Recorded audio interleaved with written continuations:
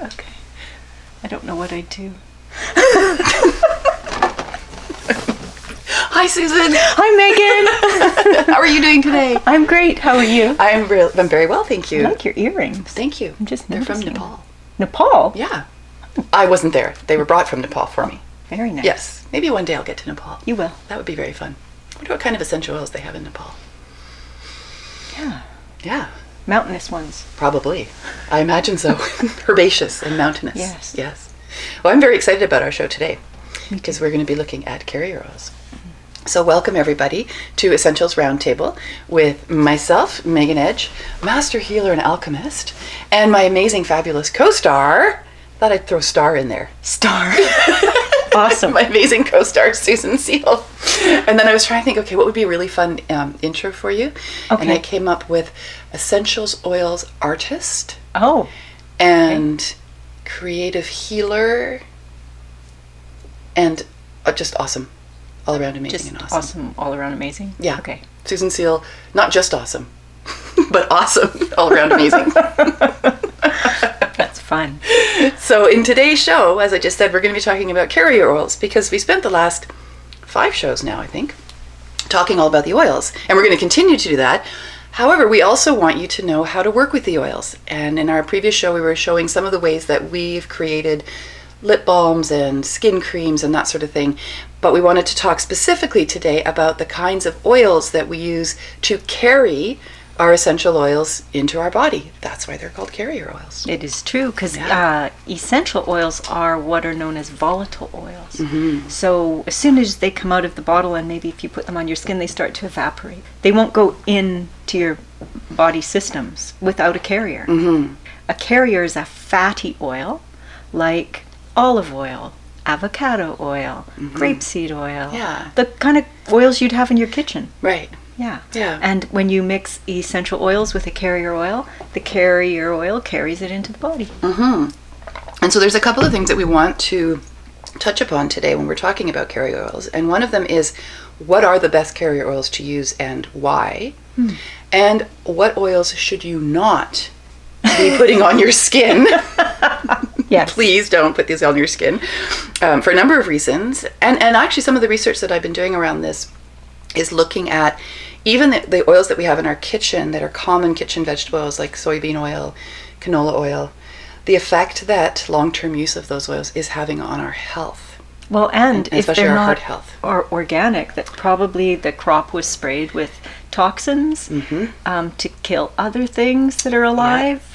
And then they're actually embedded right in the oil. So you definitely want to have something that's organic if you're going to ingest it or if you're going to put it on your body or have it in the bath. That's right. Our skin is our largest organ. Exactly. So whatever you are putting on your skin is coming into you. And some of the education that I've had around using essential oils and carrier oils, those who are doing the education don't seem very familiar with the oils that they're telling people to use. And so I've actually heard aromatherapists say, just any old oil. Get your canola oil, get your sunflower oil. Really? Yeah. Oh. And that was one of the reasons that I really wanted to do the show, because I think we need a lot of education around what it is that we're putting on our skin and in our bodies. Because you could actually use a carrier oil to nourish your skin without any essential oils. That's right. Absolutely. Then that's the thing. A lot of these oils that we're going to be talking about today, they have anti-inflammatory properties. They have other nourishing properties. They're just so yummy and good for us. Well, you've been doing this for so long, since you were a teenager. That's right. I think you're pretty instinctive now around it. You've done so much research.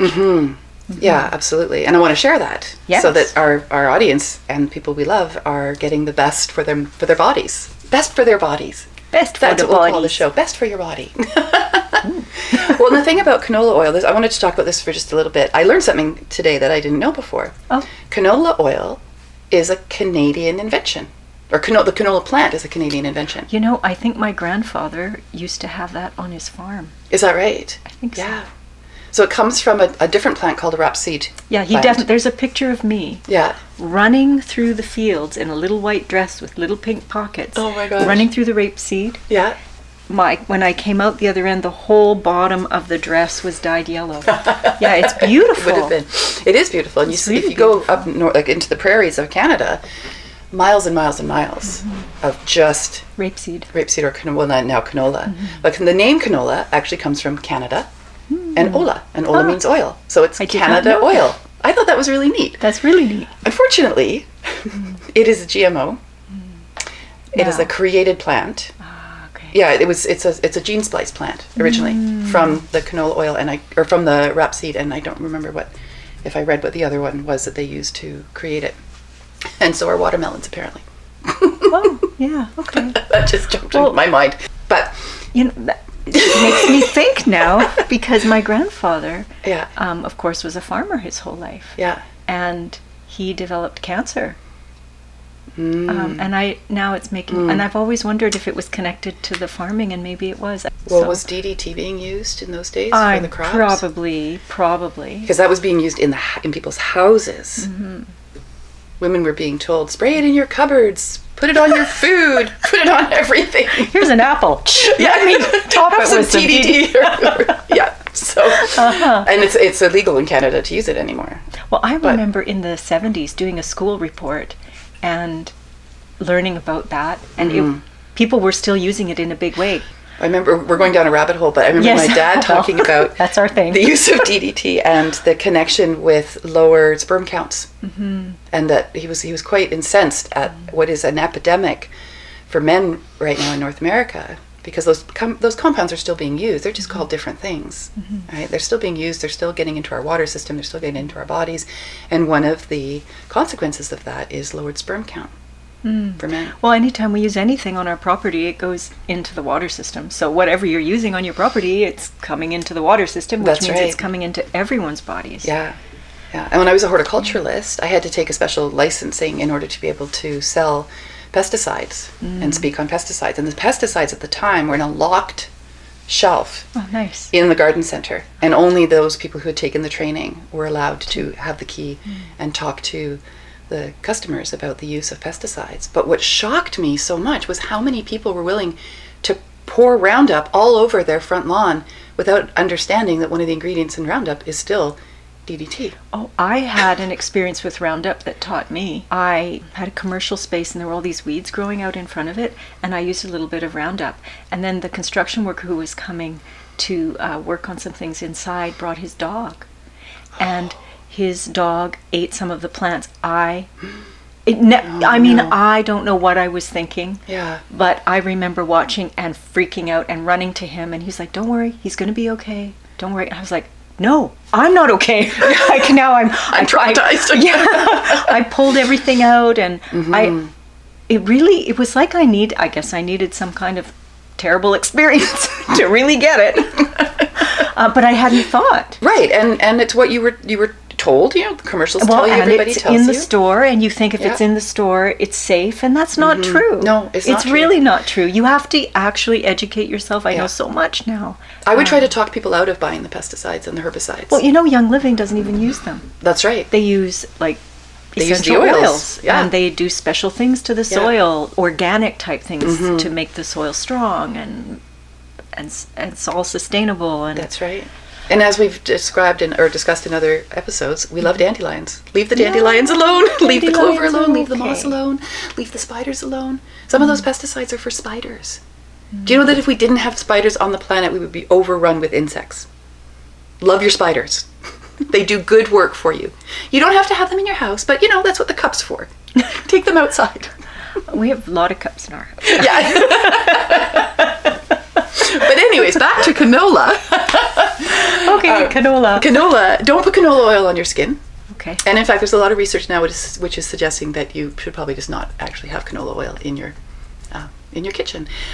Sunflower oil can be really good for your skin. However, again, large sunflower farms, lots of chemicals, pesticides. It really is, even though when something says it's organic, it doesn't always mean that it necessarily is as organic as we would like it to be, and that's been shown lots of times. It's still, I think, a better alternative than some of the kinds of vegetable oils, cooking oils that are out there. Well, I guess coconut oil is really an awesome oil to cook with. Yes. Because you can heat Yeah. it to a high temperature, and That's it doesn't right. become rancid, and it doesn't hurt your body. Some oils, when you heat them, actually become almost toxic to your body. Especially if they hit that flash point. They turn carcinogenic. There you go. Yeah. So these oils that we're going to talk about today, we have decided from our research that these are good oils. So you don't have to take it our word for it, though. As we always say, please do your own research and take what we share with you today as part of that research.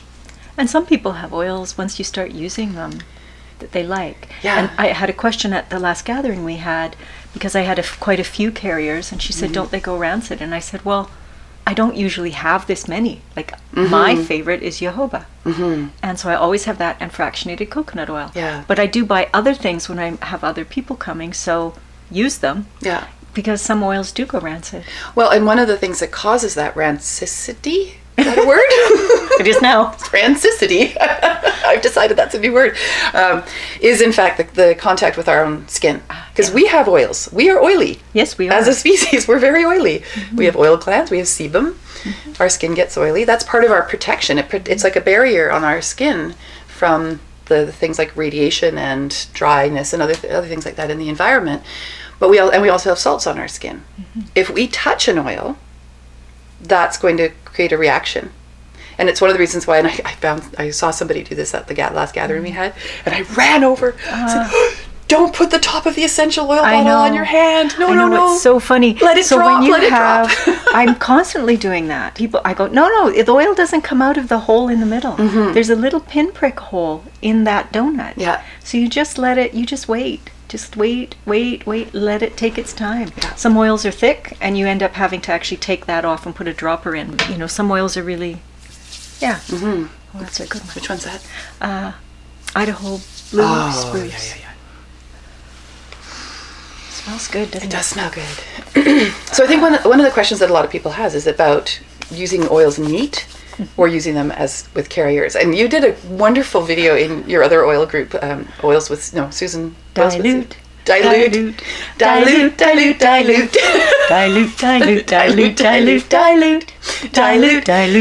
So what are some of the reasons why we would want to dilute a perfectly good, beautiful, pure essential oil? oil? I guess diluting with a carrier oil means one drop of oil goes further. Right. And it actually comes into your body where you probably want it to be. You don't dilute when you're putting it in a diffuser, right? You're just putting the pure oils, and the water disperses that concentrated oil, because the oil is so concentrated. A little tiny bottle of peppermint has like a room full of peppermint leaves in it, right? That's right, yeah. So that's pretty powerful.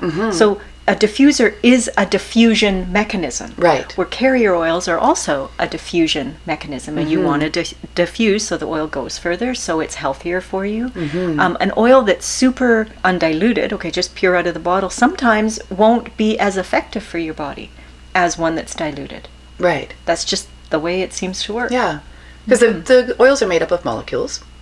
Such a fun word. Molecules. Sorry. Okay. Sunday morning. Oh no, we're giving away one of our trade secrets. This isn't live? It is live in this moment. It's live. What was I saying? You were talking about the molecules. The molecules, that's right. And the molecules are different sizes. This is like a very so the basic science lesson.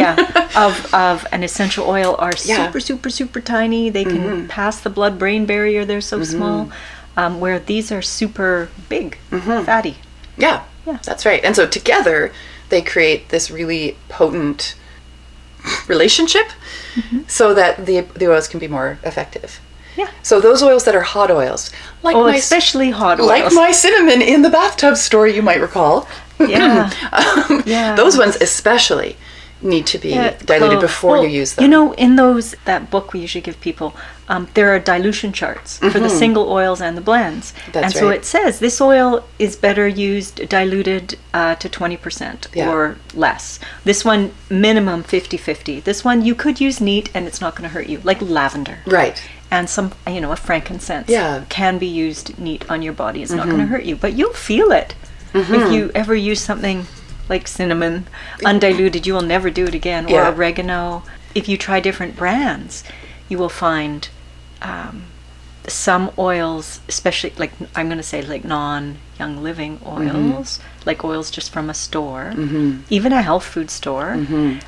you would need, when you go to dilute, you're going to need like 20 drops of lemon if you're diluting the lemon, where you need maybe 2 drops of a Young Living oil. Right. In the same dilution, like in the same amount of carrier. You know, I was talking to a massage therapist about that, and she said, I only needed 1 drop for that whole massage. Yeah. I said, I know. It's amazing. So amazing. She said, I could really smell it. Where she said, I've been using all this other oil and I use like 10 drops. And that's where you were talking about the last show, the recipes, some of those blender recipes. Are very strong. Very strong. And you've taken them and put them into half or even 3/4, because with the oils that we're talking about, the Young Living oils, you really don't need all that much. So that the book that we were talking about, that's the Essential Oils desk reference. Oh, yes. And then there's also the small pocket version. Yes. And usually we have them here for display, but this morning we don't. So it's okay.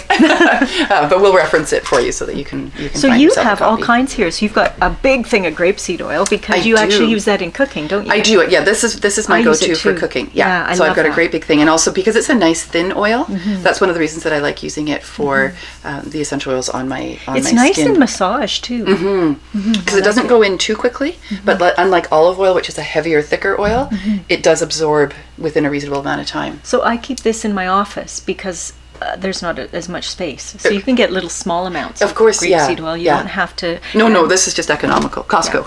That's the Costco size, yeah. So grapeseed oil is a really good one. Avocado oil. This is a Avocado lovely is one. great. Really good for your skin. So nourishing. But it is a thicker oil as well. Oh, and here it comes. Look at that. Let's put it up there for display. This is an awesome, awesome book. Yeah. The other book that I'm really excited to get is the one that you had brought for one of our other shows when we were talking about rosemary. And it's the more scientific-y one. I'm really excited and to I get didn't that bring one. it today. That's okay. So avocado oil is a really nice one. And I use this a lot in my blends. When I'm making things like this, which is my Your antibiotic salve, I use the avocado oil as So one of the this is the blends. one my mum used the first time she tried the Panaway blend that worked like in 10 minutes and took her pain away. Because I said, use a fatty, I didn't know at the time. I had just been introduced to these oils. And I said, I think you're supposed to use some kind of fatty cooking oil. Yeah. She says, I have avocado oil. Awesome. Is it organic? And has it been Yes. influenced by the avocado cartel?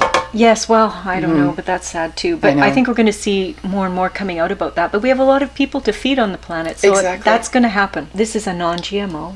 Yeah. Right? Yeah. So And these are the things to look for when you're looking you look for for oils. the little signs on the bottom, non-GMO, Yeah.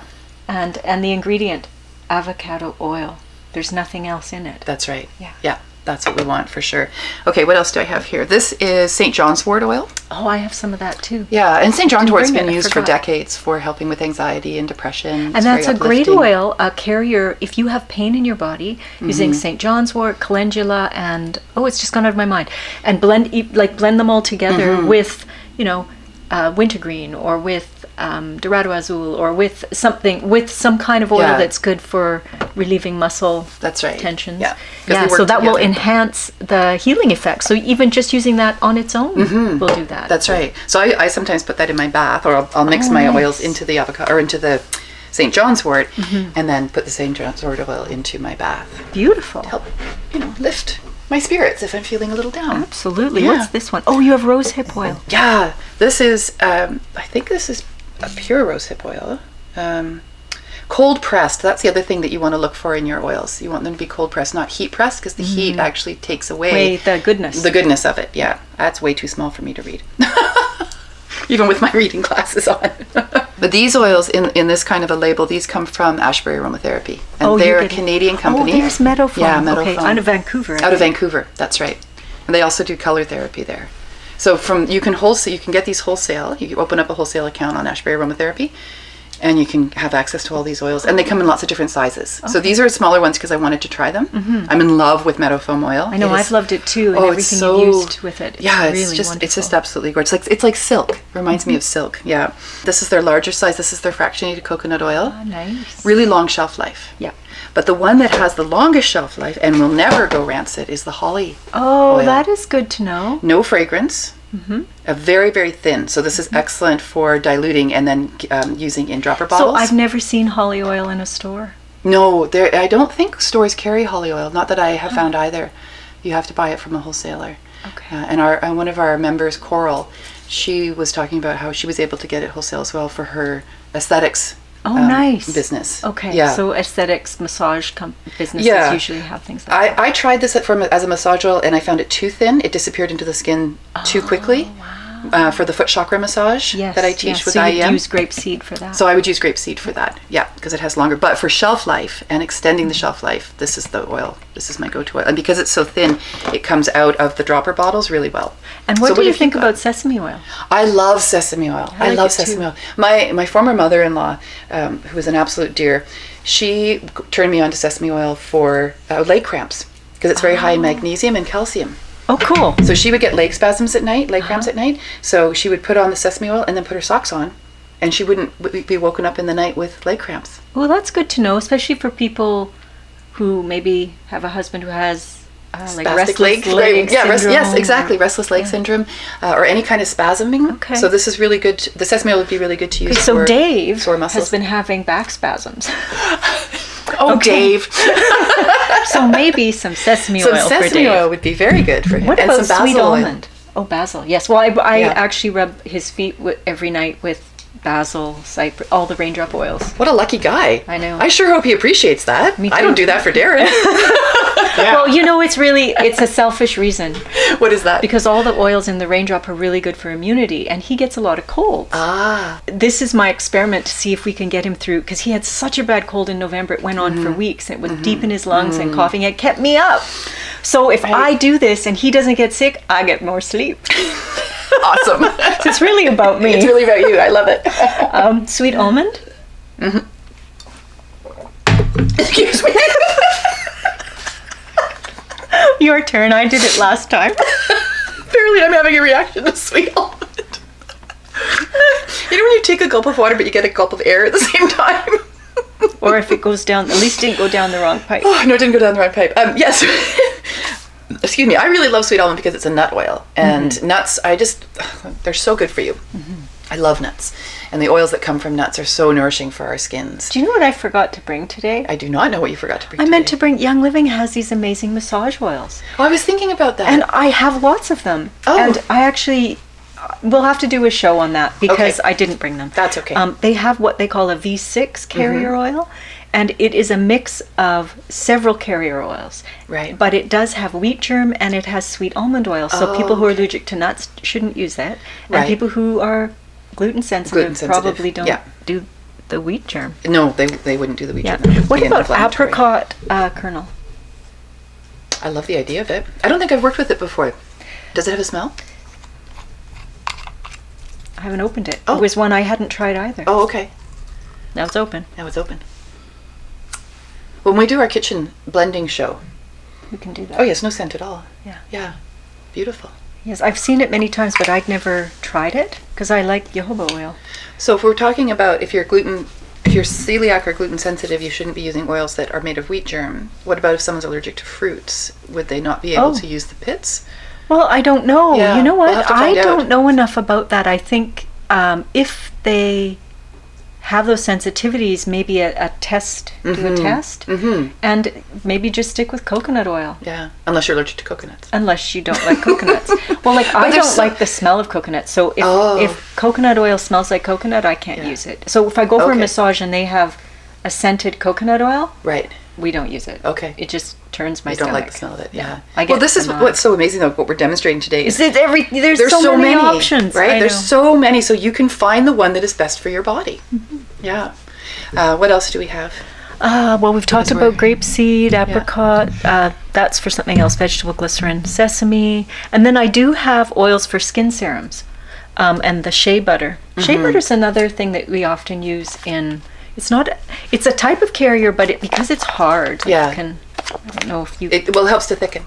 Yeah, it So when we helps do to- our kitchen so, show, yeah, it's So this is a very conversation buttery. that can go on and on and on because there's Yes, so it much will. to talk so about. did and you it's- want to talk about making skin serums? What are we doing today? Because I do use, like, these are carriers, right? Like pomegranate seed oil. I think what we'll do is save that for another show. Okay. Because we've given so much information today. I think people Okay. need to go away and kind of process it and think about what they want to start playing But a with, lot what of they wanna people start do want to using. use oils on their face, right? Yeah. And you probably wouldn't use some of these on your face. No, you'd want to use the lighter oils like meadow foam and like I would use the cacao oil, argan oil, the pomegranate seed oil, and maybe a drop of the vitamin E in Yeah. there. yeah, absolutely. Yeah. My sense is that we're going to need to do 2 shows. Okay. We're just going to need to do 2 shows. There you go. All right. So I think that also brings us to our time. Awesome. Excellent. Thank you, everybody, for being here. And don't forget to subscribe because we have so many videos coming out. Exactly. And this is kind of a long video, but we have these 1-minute oil spots where we talk about myrrh or thieves or thyme. rosemary. Yeah. And it's really fast, so you don't have to do other things, multitask. Or maybe you do. And when we say subscribe, we mean subscribing currently to my YouTube channel, which is Megan Edge Healing. That's where our That's where our shows are showing up. We also have a Facebook group called The Essentials Roundtable with Megan Edge and Susan Seal. That is an open group. So if you're interested in carrying on the conversation, learning more about the oils, carrier oils, this whole world that we're in, this oily world, we would love to have you come over and join us in our Facebook group. That would be awesome. That would be amazing. Yes. And the last thing I I want have to say... a YouTube channel. I just haven't put all the things in it yet. Okay, so when Susan is good to go for her YouTube channel, we're going to give her link. Just Give you so her link YouTube as well. knowledgeable. That's right. And the last thing I want to say is love your spiders. Please don't kill your spiders. Yeah. Love the spiders. Love the spiders. Let the spiders do their work. I just tell spiders, don't come into the house. You know what will happen. Do you remember when we had the spider infestation here? And I was posting in your group about the oils that I was trying to use? You can use essential oils to coax the spiders away.